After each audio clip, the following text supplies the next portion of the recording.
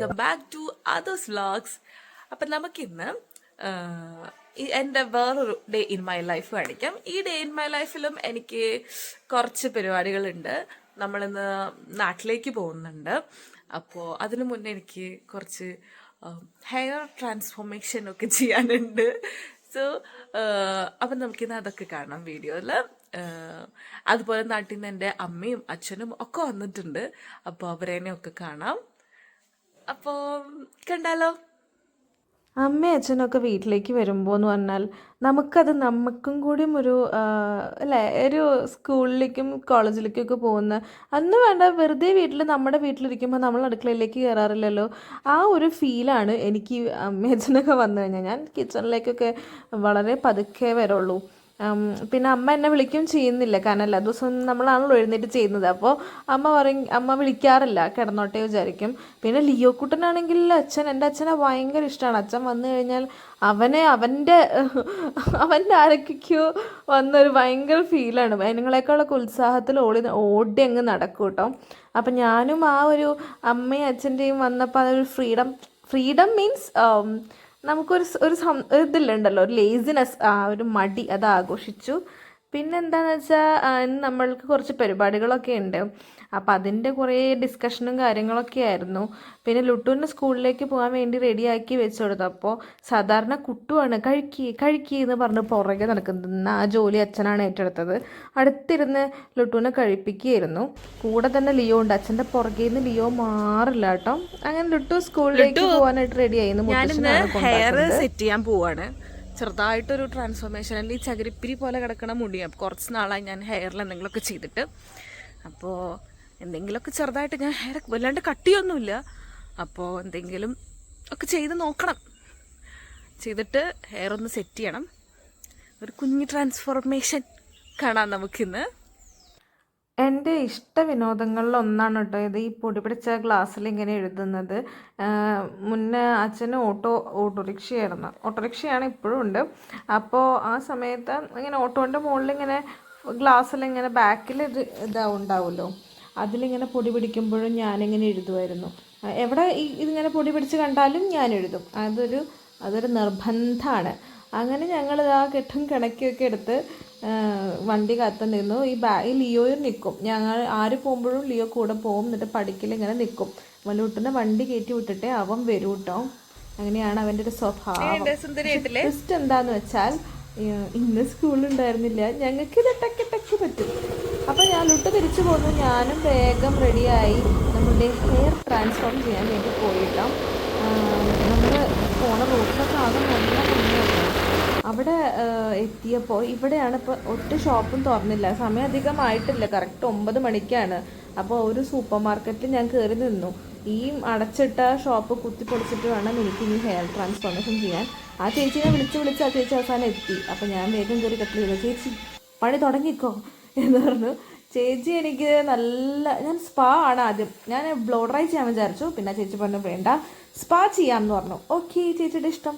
അപ്പോൾ സ്പാ ചെയ്യാൻ വേണ്ടി ഞാനിരുന്നു. ചേച്ചി എനിക്ക് നല്ലൊരു മസാജൊക്കെ തന്നു കേട്ടോ.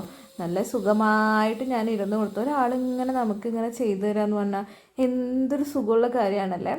പിന്നെ നമ്മൾ ഫസ്റ്റ് കസ്റ്റമർ ആയിരുന്നു, അവർക്ക് വേറെ തിരക്കൊന്നും ഉണ്ടായിരുന്നില്ല. അപ്പോൾ അവർ നന്നായിട്ട് തന്നെ ചെയ്തു തന്നു. ആരെങ്കിലുമൊക്കെ ക്യൂവിൽ നിൽക്കുമ്പോഴായിരിക്കും ഇങ്ങനെ അവർക്ക് തിരക്ക്. പിന്നെ ഞാനും ഞാൻ നേരത്തെ ചെന്ന കാരണം എനിക്കും കുറച്ചധികം ടൈം ഉണ്ടായിരുന്നു. അപ്പോൾ ഞാനിങ്ങനെ കുറേ കഥയൊക്കെ പറഞ്ഞ്, എനിക്ക് ഇവരോട് കഥ പറയാൻ നല്ല ഇഷ്ടമാണ്. അവരും അതെ, നമ്മൾ സംസാരിക്കണ കാരണം എന്നോട് നന്നായി സംസാരിക്കും. പിന്നെ എനിക്കെപ്പോഴും ഈ ഒരു മിററിൽ നോക്കി വീഡിയോ എടുക്കാൻ എനിക്കെപ്പോഴും അറിയില്ല. ഞാൻ എടുത്തിട്ട് കണ്ടില്ലേ ഇങ്ങനെ, എൻ്റെ മുഖമാണ് ഞാൻ ഉദ്ദേശിച്ചത്, പക്ഷെ വന്നത് കണ്ടില്ലേ ഇങ്ങനെ. അങ്ങനെ എൻ്റെ ഹെയർ സ്പാ ചെയ്തപ്പോൾ ചെറുതായിട്ടൊന്ന് കട്ടൊക്കെ ചെയ്ത് ഞങ്ങൾ ഇറങ്ങി. അപ്പം നമ്മൾ പോവാൻ റെഡി ആയി കഴിഞ്ഞു. എങ്ങനെയുണ്ട് എൻ്റെ പുതിയ ഹെയർ കട്ട്? എനിക്ക് സ്യൂട്ടബിൾ ആവുന്നുണ്ടോ? നല്ലൊട്ട് റെഡിയായി. നമ്മൾ നാട്ടിലേക്ക് പോകട്ടെ. ഇവിടെ അപ്പോൾ അമ്മയും അച്ഛനും അപർണയാണ് ഉള്ളത്. നമ്മളിവിടെ നിന്ന് നാട്ടിലേക്ക് പോവാണ്. അപ്പം നമുക്ക് ഞോൻ്റെ വീട് കണ്ടാലോ? അപ്പം നാട്ടിലേക്ക് പോകാനായിട്ട് ഞങ്ങൾ ഇറങ്ങി. കാറിലാണ് കേട്ടോ പോകുന്നത്. ഞാനും ലുട്ടും അഗിയുണ്ട്. പിന്നെ വഴിയിൽ വെച്ച് കണ്ണൻ കയറി. പക്ഷെ കണ്ണൻ അറ്റം വരെ നമ്മുടെ കൂടെ കാറിലില്ല. അവൻ പകുതിക്ക് വെച്ച് ട്രെയിനിലേക്ക് ഷിഫ്റ്റ് ചെയ്തു. അവന് നേരത്തെ എത്തിയിട്ട് കുറച്ച് കാര്യങ്ങളുണ്ട് അത്രേ. അങ്ങനെ ഞങ്ങൾ കാറിൽ പോയി കഴിഞ്ഞാൽ സംഭവം ഈ കാറിൽ പോകാന്നുള്ള പരിപാടി ആദ്യത്തെ ഒരു മണിക്കൂറോളം ചിലപ്പോൾ കുറച്ച് രസമുണ്ടാവും. അത് കഴിഞ്ഞാൽ ഭയങ്കര ബോറിംഗ് ആണ്. ഏതാണ്ട് ഒരു 6 മണിക്കൂറോളം ഉണ്ട്. അപ്പം നമ്മൾ കൊയിലാണ്ടി എത്തിയപ്പോഴാണ് നമുക്ക് ചായ കുടിക്കാൻ തോന്നിയത്. ആക്ച്വലി ചായ കുടിക്കുന്നേക്കാളും കൊണ്ടൊന്ന് ഇറങ്ങി നിൽക്കുക എന്നുള്ളതായിരുന്നു മെയിനായിട്ടുള്ള കാര്യം. അപ്പോൾ ഇവിടെ ഒരു ചായക്കട കണ്ടു, ഒരു ചെറിയൊരു കഫെ പോലെ. അപ്പോൾ ഈ ഒരു സ്നാക്സ്, എനിക്ക് ഇറച്ചിപ്പത്തിരി ഭയങ്കര ഇഷ്ടമാണ് എനിക്ക്. പക്ഷേ എവിടെ പോയാലും ഞാൻ ഉദ്ദേശിച്ചൊരു ടേസ്റ്റ് കിട്ടാറില്ല. ഫ്രണ്ടിൻ്റെ വീട്ടിൽ നിന്ന് ഞാൻ ഇറച്ചിപ്പത്തിരി കഴിച്ചിട്ടുണ്ട്, ആ ഒരു ടേസ്റ്റ് എനിക്ക് എവിടെ നിന്നും കിട്ടാറില്ല കേട്ടോ. പക്ഷേ എന്നാലും ഞാൻ എല്ലായിടത്തുനിന്നും വാങ്ങും, അതൊരു ശീലം. അങ്ങനെ ലുട്ടു കാടമുട്ട വാങ്ങി കേട്ടോ. കുട്ടു എല്ലാത്തുനിന്നും എടുക്കാമെന്ന് വിചാരിക്കും, അല്ലാണ്ട് അവനായിട്ട് ഒറ്റയ്ക്കൊന്നും വാങ്ങില്ല. എല്ലാവർക്കും ഉള്ളത് വാങ്ങും, അതിൽ നിന്ന് ഇങ്ങനെ ഞങ്ങൾ എടുക്കും. ലുട്ടുവിന് മാത്രം ഇങ്ങനെയുള്ള സാധനങ്ങളൊന്നും അത്ര ഇഷ്ടമല്ല. അപ്പോൾ പിന്നെ അവനിഷ്ടം കാടമുട്ടയാണ്, അപ്പോൾ അവൻ അതെടുത്തു. ഞങ്ങൾ നല്ലൊരു ചായയും ലുട്ടുവിന് ഹോർലിക്സും പറഞ്ഞ് ഞങ്ങൾ ആ ഒരു സ്നാക്സൊക്കെ ഇങ്ങനെ കഴിക്കുകയായിരുന്നു. ചുറ്റും ഞങ്ങൾ പുറത്താണ് ഇരുന്നത്. ഇത് കൊയിലാണ്ടി റൂട്ടിലാണ്. സത്യം പറഞ്ഞാൽ നാട്ടിലേക്ക് വരുമ്പോൾ ഏറ്റവും കൂടുതൽ കവർ ചെയ്യേണ്ട സ്ഥലം കൊയിലാണ്ടിയാണ് ഉള്ളതെന്നാണ് എനിക്ക് എപ്പോഴും തോന്നാറുള്ളത്. കാരണം അത് കുറേ ഉണ്ട്. പിന്നെ ഈ ടീഷർട്ട് എനിക്ക് ചേട്ടെടുത്തതാണ് കേട്ടോ. പഗ്ഗിനെ കണ്ടപ്പോൾ ഏട്ടന് എന്നെ ഓർമ്മ വന്നു, അപ്പോൾ എനിക്ക് എടുത്തതാണ് കേട്ടോ. ഡോഗ് ഫാദർ, ശരിക്കും ഡോഗ് മദർ ആയിരുന്നു വേണ്ടിയിരുന്നത്. ഇതാണ് ആ കഫേ. യൂസി അതിനെന്തോ ആയിരുന്നു പേര്, ഞാനത് എടുത്തിട്ടില്ല എന്ന് തോന്നുന്നു പേര്. സത്യം പറഞ്ഞാൽ ഈ വ്ളോഗ് എടുക്കുമ്പോൾ പല ഇമ്പോർട്ടൻറ്റ് കാര്യങ്ങളും ഞാൻ മിസ് ചെയ്യുന്നുണ്ട്. അത് നമ്മൾ ചിലപ്പോൾ എടുത്തെടുത്ത് വരുമ്പോൾ ശീലമായിരിക്കും. UBC അതാണ് അവൻ്റെ, ഞാൻ എടുത്തിട്ടുണ്ട്, വിട്ടിട്ടില്ല. അങ്ങനെ ഞങ്ങൾ കോഴിക്കോട് നഗരത്തിലെത്തി. കോഴിക്കോട് നഗരം നല്ല ബ്ലോക്ക് ഉണ്ടായിരുന്നു. അതുകൊണ്ട് സാധാരണ കോഴിക്കോടിനോട് തോന്നുന്നൊരു ഇഷ്ടം എനിക്ക് പ്രശ്നം തോന്നിയില്ല. നമ്മൾ ട്രെയിനിലാണെങ്കിൽ നമുക്ക് ഈ ഒരു ബ്ലോക്കൊന്നും കിട്ടില്ല, നമ്മൾ വേഗം എത്തിയായിരുന്നു. പക്ഷേ കാർ കൊണ്ടുവരേണ്ട ഒരു ആവശ്യം ഉണ്ടായിരുന്നതുകൊണ്ട് മാത്രം ഇത്തവണ കാറിൽ വന്നതാണ്.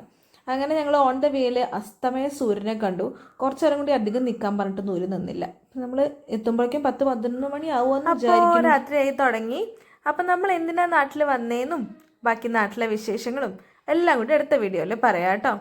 അപ്പോൾ നല്ല ഇരുട്ടായി, ഇനി മുതൽ വീഡിയോ എടുക്കൽ നടപ്പില്ല. അപ്പോൾ ബൈ.